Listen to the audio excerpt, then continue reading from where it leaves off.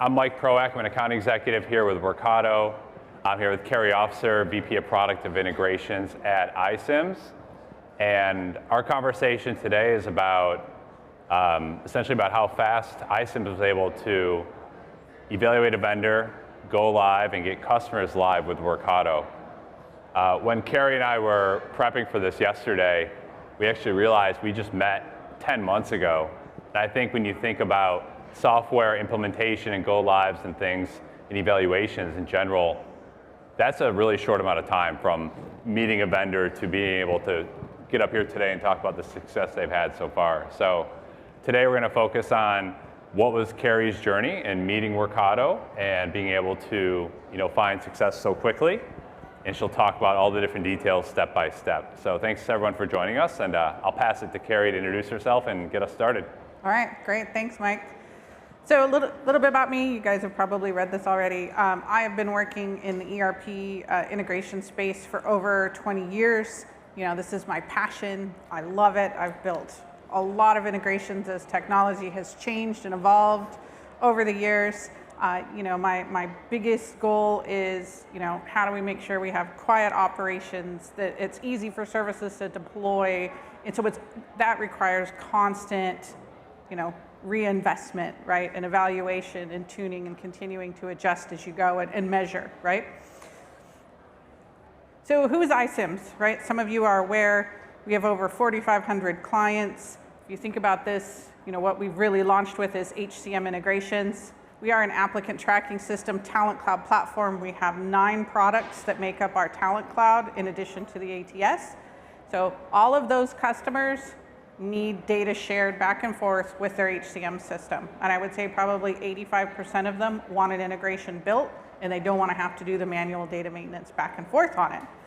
So we deal with the really small SMBs, and we deal with the really, really large enterprise companies that move millions of applications a year. So the intent was to look at a solution that really is scalable and fast to implement and support for our services teams. So what we're going to do is I'm going to cover background and problem. Our solution generations, right? This is not a new concept for us. We are on our 3rd generation. So I'm going to talk a little bit about the path that we've taken to get here.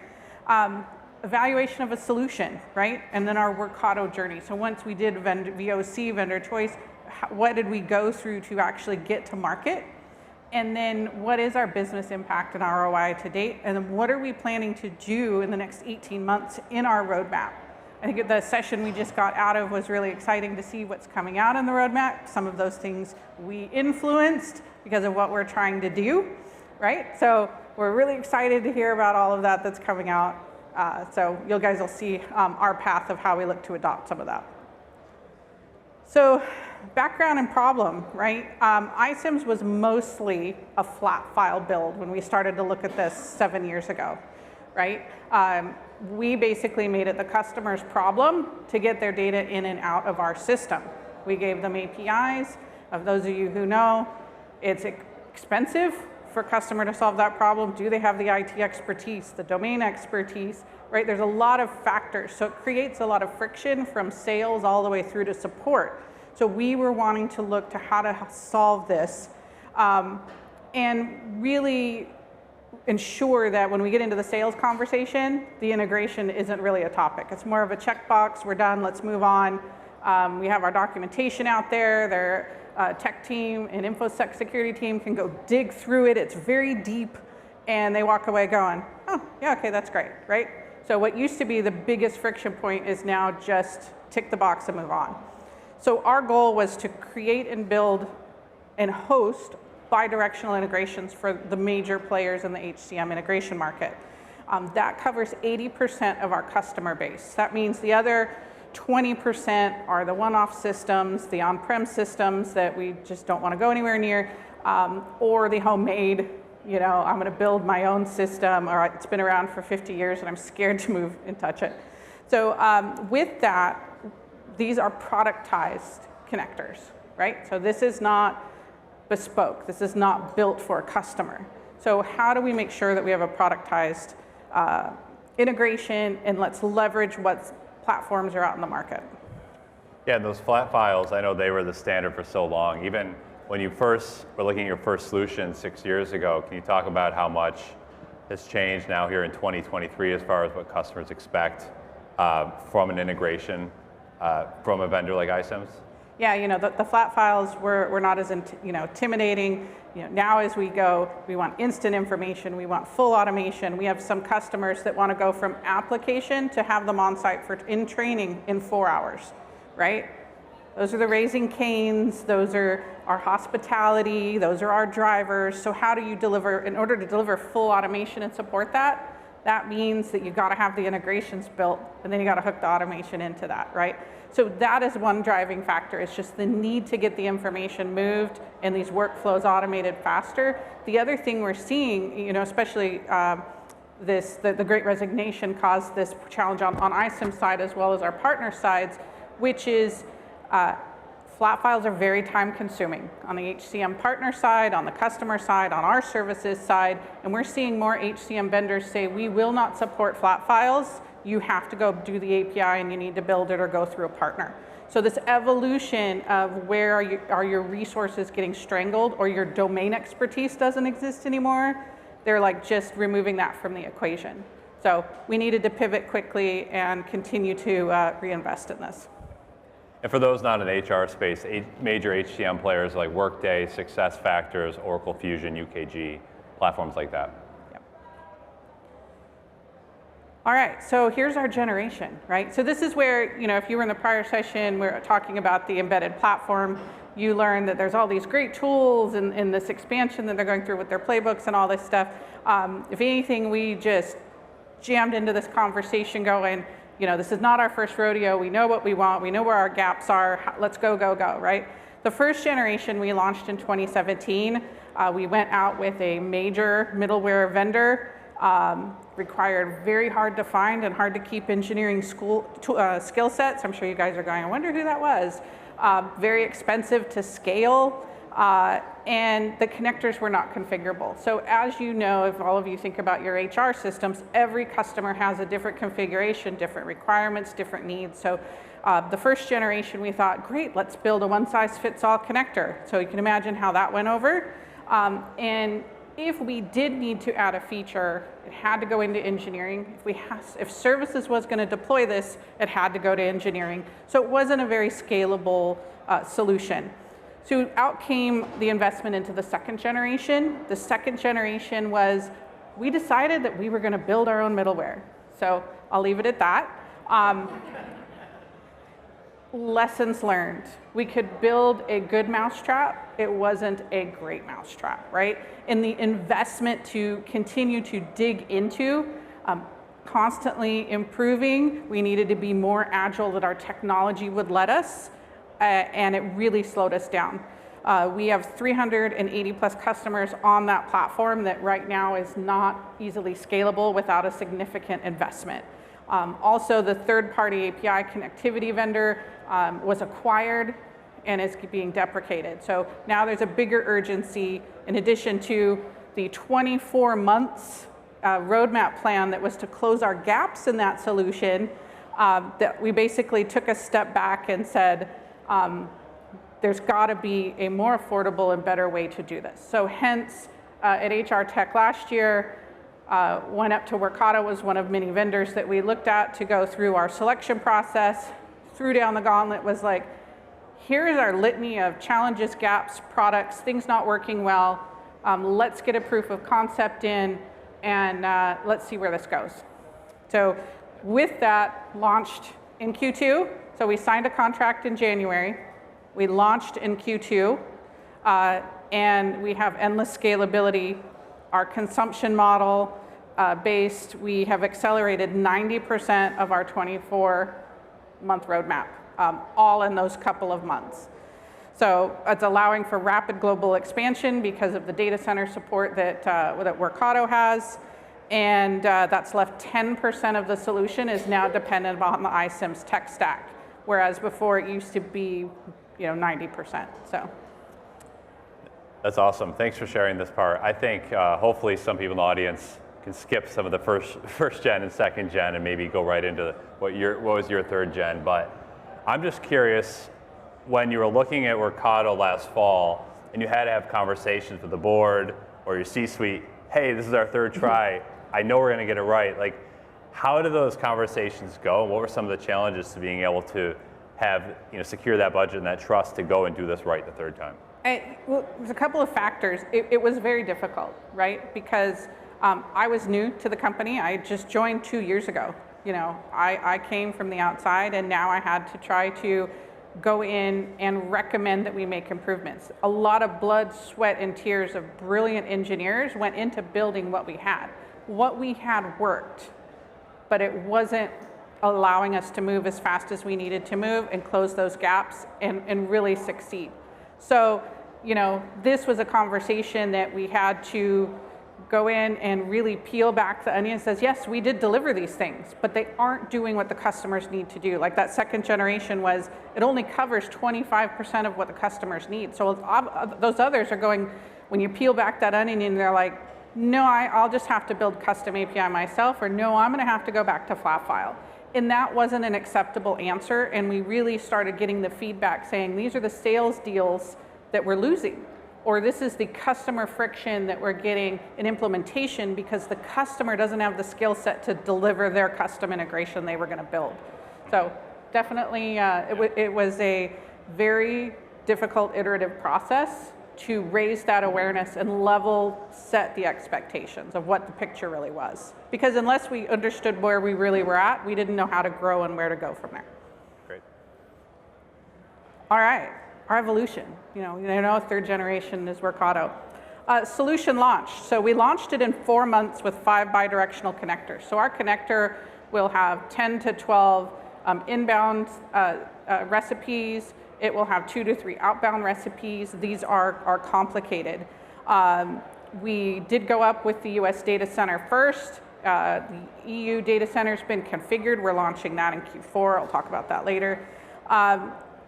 The one thing that was important to us, and you heard about this in the other session, which is the recipe lifecycle management. Because this is a productized integration, we needed to slot Workato into our standard SDLC process. So we have, just on the product development side, a development, a staging, and a prod. Now, that means that these are the production-worthy to be released version of our connectors. We are in the process of right now waiting on some of these features coming out to where, this API first mentality we have built into our services team selects which connector, and it will fully deploy using APIs in Workato. We'll go self-provision OAuth credentials, we'll configure that. Our development lifecycle is well, where our engineers, when they're ready to move it to staging, we're using Slackbot integrations to propagate that to staging as well as to production. And then we're building with our services team that they're using the Teams automation to be able to propagate between a customer test and prod environment. This is all interim while we're waiting for some of the new features to come out, right? So I'm all over waiting to, after this week is over, to get back with the product teams. It's really important to be able to manage that SDLC and the CI/CD pipelines. Our process is customer data is only in prod. We cannot have customer data in any of the engineering environments. So that leaves us that customer testing is in prod and customer prod is in prod. I think the one big piece that was a mindset shift is the test automation. Look at it, use it, embrace it, right? That will really help allow you guys to speed up your releases. We have 60 customers in process. We do have ones live, and we plan to have another 60 live on the platform by the end of 2023.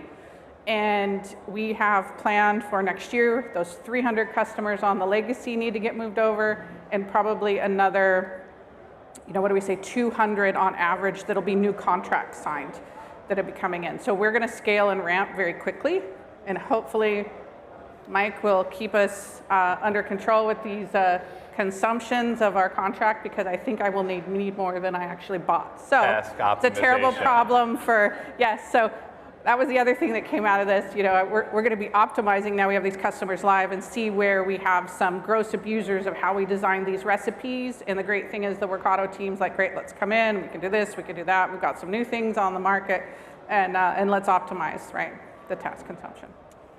Yeah, I mean, you guys are a shining example of jumping right in and finding that first value, something Carly and the team talked about quite a bit. Can you just touch on quickly the differences in this launch compared to the previous 2 generations, and how much of that had to do with your team's knowledge of doing this with an iPaaS, and how much of it had to do with how Workato functions differently than those other solutions? Yeah, you know, it was, I was a little cruel to the engineers because part of this was testing the tool set. So I went in with this proof of concept and I said, with all the vendors of choice, I'm going to take my Java engineers that really don't know what a middleware is, and I'm going to throw them into the training, get them hands on the tool in these connectors, and I want to see how they adopt it. And some of those vendors was a big failure, and with Workato, it was an extreme success. We did have challenges where the concept of a middleware platform, they're like, well, where do I write all my data that I'm processing and staging? And we're like, well, you know, it's hard, it's inherent, it's built into the platform. So there was a fear of unknown, but once they got in there, they were like, wow, this is really powerful. Oh my gosh, we don't have this feature. We don't have this feature. So one of the examples was just prior to the proof of concept, it took a team of 4 Java engineers 8 weeks to build a feature. So I said, I want you to take some of the stuff we just finished building into our own middleware, and I want you to replicate it in Workato. Took 1 engineer a day and a half, and they came back and they were like, we're sold. So we had to build their confidence on the value of the platform, that there's more that we can turn out with that. So like I said, a little unconventional. I threw them into sink or swim because I wanted to see how intuitive the tool was and how it would hold up. Great. So I threw a couple quotes because, again, our personas for right now with this initial launch is our services implementation team are the ones that deploy, configure with the customer. So I wanted to include some quotes and feedback of these resources that are using the 3rd generation of these tools that we've given to them. So as you can see, Workato's been an excellent tool to bridge the gap between our development team and a less savvy consultant team. It's a simple interface that makes it easy to apply complex customizations, while the strength of the available JSON parsing and data pill functionality allows for a wide breadth of custom logic. This is one of our senior technical integration consultants. He plays with APIs on the weekend, so he jumped in and he was like, I can make this do anything. So he was really jazzed about it, but the most important thing for them is it's in their hands. I wanted to quiet the noise. I didn't want any more JIRA tickets saying, can you change this mapping? Can you turn this field off? I want it all to be in the hands of the consultants so they can do it quickly, and then I can go back to just doing engineering work and building new product and not have to do configurations and customizations. So why Workato? Here's some of the decisions that came through in our VOC process.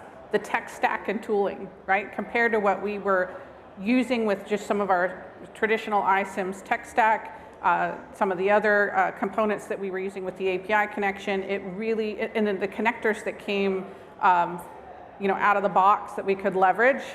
The embedded platform with the API is exceptional. You've heard API first. Again, we are traditional SDLC. We don't want our consultants having to export, import. We want them to pick a drop-down connector in our UI, our product UI, and the full deployment is automated. They just have to wait a few seconds, right? The tool lets us do that, and it just ticks all our boxes. InfoSec's happy, all of our QA's happy, everything. The global data centers, right? First, we're in North America. We have EU customers that are already waiting to come online. And then we're looking, we saw Australia and a few others are coming up. So this really sets the stage of global coverage. The internal expertise and partnership to evolve the product, right? We walked into, again, when we kicked off, I think I scared the Workato team because I threw them a list of very, very, very detailed problems, questions, use cases, and things that said, we need to solve this. And every vendor went through that. Where some vendors would be like, I don't know how to do that. Workato was like, let's get on a call. let's understand this. Some of the solution consultants that we were working with and the architects, and they go, yeah, we've never done that before, but let's meet tomorrow. And they're completely architecting with the SDK some of the improvements and doing things that we've never been able to do to access our APIs and data model and make it dynamic and easy for services to use. So that partnership of being able to leverage the Workato resources who know the tools, but even think outside the box on how can they use the tools to solve our problems and do new things was really outstanding. The telemetry and reporting and monitoring, we heard about that. There's a video we get in the last one of how to look at the usage. I'm all over that, can't wait to see that. And then the other thing that we're using is one of the add-ons, which is the advanced compliance. With a company that deals with HR data, national ID, social security number, PII, extremely important. So we can, with Workato, we can mask the PII and the payloads and the logging. We can mask the credentials so that once services enters in, they don't have it anymore. And then more importantly, with the advanced compliance, and especially GDPR, our InfoSec team and our legal went through it with a fine-tooth comb. We get the auditing, we get a lot of those other pieces that was really essential. So for us, it's worth the additional, I think, 15% on the contract. That's money well spent, and that we can sleep better at night, right? And then the other thing for us is I have a blended engineering team. So I have some of the product managers in the US, I have some engineers in South Africa, engineers in India, so we really truly have a 24/7 coverage. As we went through the proof of concept and we've now gone live and moved into the support model, we'll post a question or an issue into the support desk and we get an answer back. So we rarely lose a cycle without having information, and that for us was really important because most of our support cases are going to come in on US hours right now, and they're going to come in during the day. We're going to have vetted it, staged it, and have it in so that when our overseas teams come in, they have it readily available to action. So differentiators, I talked about a lot of them right now. Coming in with a very targeted proof of concept. Not coming in going, show us what you can do. It's more like, I need to do these 20 things. I have these problems. These are my high traffic areas where the customers resist, and put it all out. We also, as I said, I threw the engineers into the sink or swim concept. When you're doing your proof of concept, have a number scale, weigh these things, but also make sure you're, like for us, we were evaluating our second generation as well so that we could show where we really were accelerating and solving these problems. Again, I'll praise to the Workato architects, major differentiator. I don't think that we didn't go 1 or 2 days without discussions on where we ran into challenges, didn't know how to solve a problem or new things we were wanting to do. And it was a partnership during this evaluation process like none I'd ever experienced. So we even, again, time to value, go to market. While we were building a lot of our own connectors and extending them, we looked at, there was a few that Workato didn't have in their catalog. So it's like, how do we address this? Workato went out with their professional services and threw a few new connectors to add to their collection that we could leverage. So again, really exceptional partnership. Working with the product team, I think a lot of you existing customers have talked with product, they've gotten feedback. It is a very welcome process with that. They do listen, they do iterate, and very quickly. So thank you guys, Nam and team, yeah. Candidly, a lot of ISVs that evaluate Workato do struggle with a low-code, no-code platform and getting engineers to really buy in. I know you gave that example before of how much quicker they were able to execute on that, those job engineers on that certain process. Can you speak to some other areas where kind of the balance of the low code, no code, and the engineers, where Workato was able to strike a balance with that?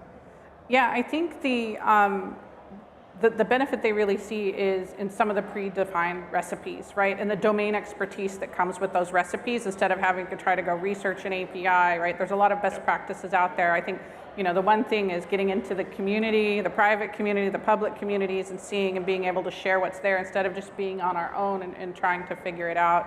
And then, Workato with those connectors, continuing to invest and improve in them. Like, Workday's coming out with some new integration components. How are those adopted? How do we get that incorporated in? They've seen the value of having that partner, that's really important. And then the low code, no code, as I said, on the services side, that's a good segue into some of the services feedback too. Really quickly, lessons learned though, the task optimizations. You got to pay attention to it, you got to look at it, and you got to continue to, again, revisit, reinvent. Again, Workato partnership, I've been introduced to some players that I haven't met before, and they're coming back going, we've got some things on the roadmap, come to the last session tomorrow afternoon, and you can see how we think could be a good candidate. So, it's that continued investment in 360 that's really important. We also have the need, it exposes our internal APIs, right? We don't have bulk processing on our APIs. So I'm immediately I'm going to save this much money in tasks if I can implement bulk APIs and start driving some of that optimization of our own framework. I will say, having engineers with middleware experience, you will go faster if you at least have a couple who come from this land that can educate and partner and advise on the others. It's less overwhelming. Go in with your gaps, problems to solve, and a detailed POC plan with weights and scores so that you can objectively come out and have this at a glance, what you need to do. And you can even do this with new items that you're investing in, right? How are we going to do this? What's the best way to do this? Yeah. And to confirm, you do have people with no engineering experience helping to deliver the connectors. It's kind of like, or the integrations, like final mile to those customers, right? But these engineers are instrumental in just setting everything up and getting the connectors going and everything, right? Yep, they're responsible for the SDLC process of us building the productized connector and getting it into our internal marketplace to be deployed, for sure. Great. So the business impact, where have we seen this? Again, we launched in May. It's not too far after that, right? And we signed our contract the end of January. So this is, again, from another one of our senior integration consultants. He's very wordy. I was very impressed. I didn't know he was that pretty of a writer. It is the practical magic in our tech stack. It's the silent powerhouse. It's like a poem that takes the grunt work out of integrations, turning complexity into simplicity. It's not just a tool. It's our secret weapon in the battle against inefficiency between our software and the tools our customers need to connect with. And I just know this is going to go on some website somewhere with Workato because it's going on a shirt. Okay, it's going on a shirt. There you go. It is that accurate, though. Like I said, some of these consultants have lived through 6 or 7 years of first generation, second generation. So when we gave them third generation, they were a little, gun shy. They're like, we've done this before. And I'm like, no.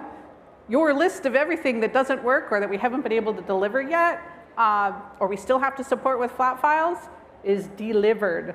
And we got the first ones configured up and running, and they're like, wait a minute, that was an hour, and it's done now, right? We're ready to turn it back to a customer, and I'm like, yeah. So extremely exciting. So with that, we now have 100% service-led implementations. Again, I no longer have JIRA tickets to deploy something or to change something or to hide a field or add a field, right? So this is a big win. They're self-sufficient. No more engineering assistance except if it's a defect. So we're now back to living in the product world.